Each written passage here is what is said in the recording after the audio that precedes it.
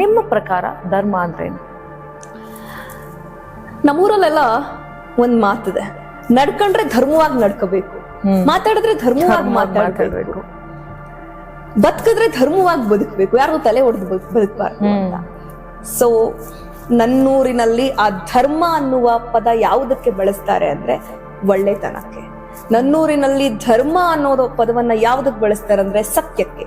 ನನ್ನೂರಿನಲ್ಲಿ ಧರ್ಮ ಅನ್ನುವ ಪದವನ್ನ ಯಾವುದಕ್ಕೆ ಬಳಸ್ತಾರೆ ಅಂದ್ರೆ ಯಾರಿಗೂ ಅನ್ಯಾಯ ಮಾಡದೆ ನ್ಯಾಯದ ಪರವಾಗಿ ನಿಲ್ಲೋದಕ್ಕೆ. ಸೊ ಈ ಮೂರನ್ನೂ ಕೂಡ ಸತ್ಯ, ನ್ಯಾಯ, ನಿಷ್ಠೆ, ಸಮಾನತೆ, ಇದ್ರ ಪರವಾಗಿ ನಿಲ್ಲೋದೆ ಧರ್ಮ.